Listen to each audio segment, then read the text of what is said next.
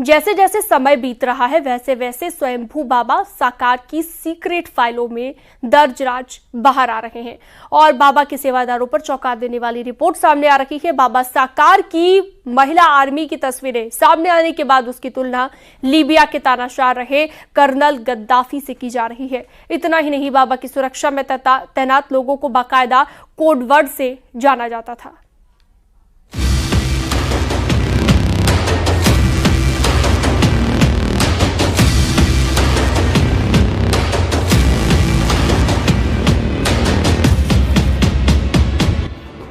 भगदड़ कांड के विलेन की सनसनीखेज कहानी। बाबा के सेवादारों पर चौंकाने वाली रिपोर्ट।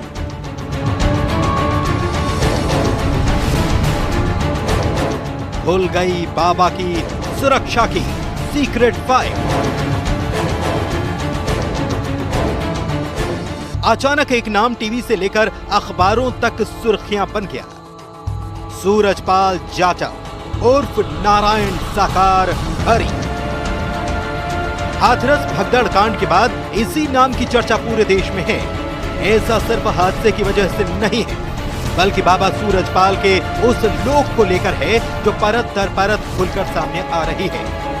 न्यूज 18 के हाथ लगी एक्सक्लूसिव जानकारी के मुताबिक बाबा की सुरक्षा में तैनात लोगों को बाकायदा कोड वर्ड से जाना जाता था। गुलाबी ड्रेस वाले सेवादारों को नारायणी सेना के नाम से जाना जाता है। ब्लैक कमांडो यानी कि वो कमांडो जो बाबा के काफिले के साथ चलते हैं, उन्हें गरुड़ योद्धा कहा जाता है।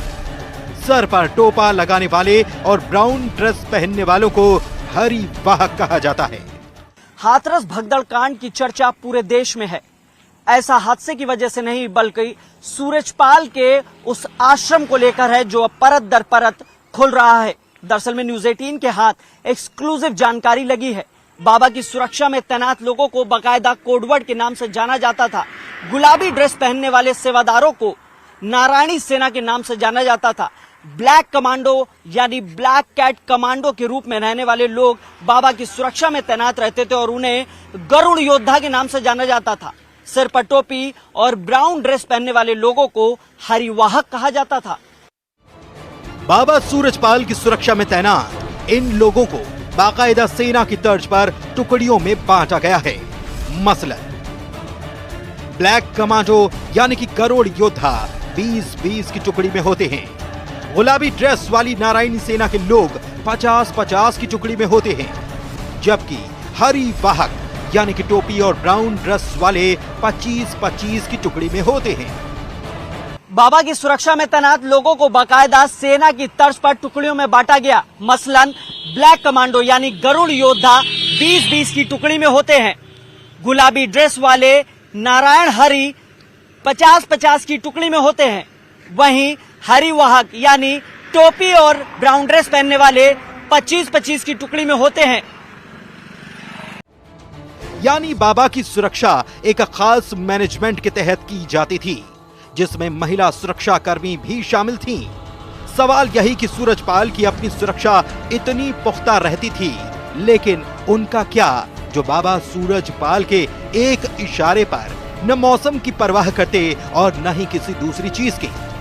लोग तो बाबा साकार की महिला आर्मी की तुलना लीबिया के तानाशाह रहे कर्नल गद्दाफी से भी करने लगे हैं। मानवता के दुश्मन और अंतर्राष्ट्रीय कानून पर भरोसा नहीं करने वालों की सूची में लीबिया के इस तानाशाह की, जिसने पश्चिमी देशों की नाक में ऐसा दम किया कि उसके खात्मे के लिए नाटो की फौज उतारना पड़ी।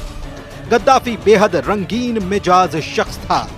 उसकी सबसे करीबी सुरक्षा घेरे में खूबसूरत लेकिन बेहद खतरनाक लेडी किलर्स का दस्ता तैनात रहता था। इस डिक्टेटर ने अपनी सुरक्षा में विदेशी गार्ड्स लगाए थे क्योंकि उसे अपनों पर भरोसा नहीं था।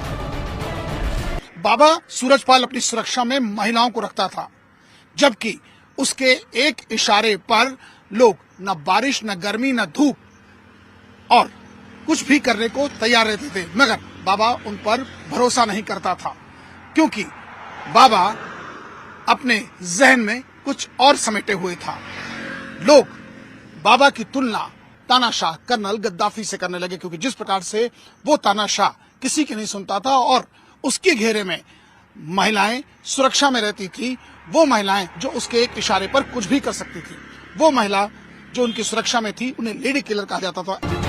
जाहिर है बाबा सूरजपाल की सीक्रेट फाइल्स में दर्ज राज जैसे जैसे बाहर आ रहे हैं, वैसे वैसे इस बात का पता चल रहा है कैसे एक साधारण से इंसान ने अपनी शान और शौकत के लिए मासूमों का भरोसा जीतकर उन पर अपना राज किया। जैसे जैसे बाबा सूरजपाल की सीक्रेट फाइल के राज सामने आ रहे हैं, वैसे वैसे बाबा का चेहरा भी सामने आ रहा है। सूरजपाल बाबा के जहन में क्या है वो सिर्फ सूरजपाल ही जानता है, क्योंकि एक साधारण सा इंसान शानो शौकत के लिए इस कदर अपनी दूसरी राह पर निकल पड़ा कि उसने भोले भाले इंसानों को इस्तेमाल करना शुरू किया और उनके जहन में ये बात डाल दी कि वही उनका मसीहा है। विजिलेंस रवि गुप्ता के साथ अमित गंजू, न्यूज़ 18 मैनपुरी। धीरे धीरे स्वयंभू बाबा नारायण साकार हरि की कलई अब खुल रही है। बाबा के एक पूर्व सेवादार ने उसका पूरा काला चिट्ठा खोला है। बाबा ने पैसों के दम पर लोगों को खरीदा और अपने लिए स्पेशल फौज खड़ी कर दी। ये लोग बाबा के झूठे चमत्कार का प्रचार करते हैं और बाबा के पाखंड को बढ़ावा देने में उसकी मदद करते हैं।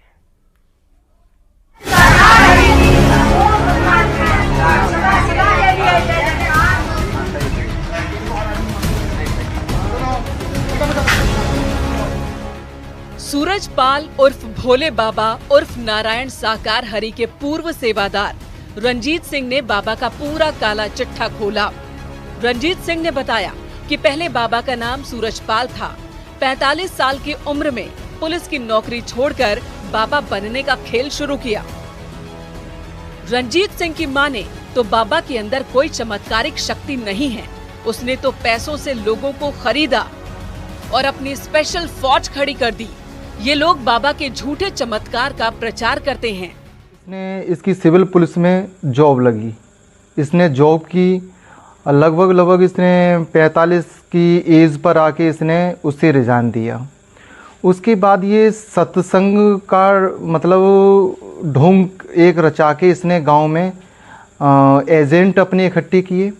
एजेंट इकट्ठे करने के बाद इसने उनको पैसा दिया। पैसा करने के बाद यहाँ पर धीरे धीरे पब्लिक आना स्टार्ट हुई। जब यहाँ पर कुछ भी नहीं बना हुआ था तब से मैं इसको जानता हूँ, देखता चला आ रहा हूँ। इसने एजेंट अपने लगा के उन्हें पैसा दिया। उसने ये कहलवाता था कि मेरी उंगली पे चक्र दिखाई दे रहा है और लोग जो एजेंट थे वो ये कहते थे प्रभु हमें चक्कर इसकी उंगली पर, आपकी उंगली पर चक्र दिखाई दे रहा है या त्रिशूल दिखाई दे रहा है। पूर्व सेवादार का दावा है कि भोले बाबा के कई एजेंट हैं जो उसके कार्यक्रमों का प्रबंधन करते हैं। बाबा के पास जो दौलत आई है वो सब धोखाधड़ी से आई है। उसने कई बीघा जमीन हड़प ली है। बाबा के आश्रम पूरी तरह से अवैध कब्जा कर बनाए गए हैं। वो है कि उसके एजेंट इतने हैं कि लोगों को इतना भ्रमित करके रख रखे हैं कि अगर वो कुछ भी गलत काम करता है तो उसे भी ये सही करके दर्शाते हैं। यहाँ पर इतना पैसा आ रहा है लोगों को, ये पैसा सब 420 का पैसा आ रहा है। काफ़ी आश्रम यहाँ पर बने हुए हैं जो अवैध निर्माण है, जो कि आबादी है। आबादी में इसके आश्रम बने हुए हैं। कुछ इसने खरीदी है, कुछ और आदि इसने आबादी घेर रखी है, गांव की आबादी घेर रखी है और अवैध कब्जा कर रखा है इसने। और अपने आसपास आश्रम को, गांव वालों को या किसी को जाने आने से बहुत बंदिश रखता है ये। पूर्व सेवादार रंजीत सिंह ने बताया कि बाबा अपने सभी आश्रम में लड़कियों को ही रखता है। खास बात यह है कि लड़कियों की उम्र सिर्फ 16 से 17 साल होती है। बाबा इन लड़कियों को अपनी शिष्या बताता था। रंजीत सिंह का आरोप है कि बाबा की सबसे बड़ी राजदार उसकी पत्नी है, जिसकी देखरेख में बाबा का पूरा साम्राज्य खड़ा हुआ। और ये मतलब इसकी जो पत्नी है इसमें पूरे षड्यंत्र में वो इसके लिप्त है, इसमें शामिल है वो। और वो मतलब नई नई लड़कियों को लाती है और नए नए बहुत बड़े बड़े व्यक्ति जो इसके पास आते हैं उनको, जो 16, 17 साल की, 18 साल की लड़कियां हैं, उनको ये परोसता है उनके लिए। और उसमें ये सभी काफ़ी बड़े बड़े लोग इसमें शामिल हैं, जिससे कि ये मतलब उन लोगों को पैसा भी देता है। इसके पास अनाप शनाप पैसा, ये पैसा कहाँ से आ रहा है आज दिन तक कोई भी जानकारी नहीं है किसी को। पूर्व सेवादार रंजीत सिंह की माने तो बाबा के पास कई लग्जरी गाड़ियां भी हैं, लेकिन एक का भी रजिस्ट्रेशन उसके नाम पर नहीं है। सभी गाड़ियां दूसरे लोगों, खासतौर पर भक्तों के नाम पर है। बाबा ने अपने नाम पर कुछ नहीं रखा है। न्यूज़ 18 के लिए ब्यूरो रिपोर्ट।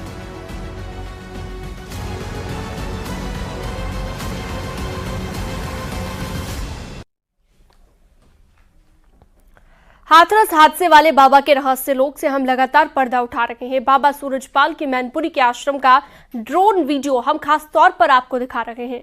ये ड्रोन विजुअल आए हैं बाबा सूरजपाल के महल से। देखिए कितना बड़ा साम्राज्य तैयार किया हुआ है।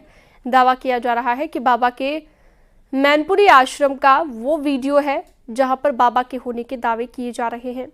ड्रोन कैमरे से ली गई तस्वीर में बाबा का आश्रम एक 5 स्टार होटल से कम नजर नहीं आ रहा है। हाथरस की घटना के बाद बाबा इसी आश्रम में आया था। बाबा का ये आश्रम करोड़ों की लागत से बना है। इसके अंदर शानदार और लग्जरी कमरे भी बने हुए हैं।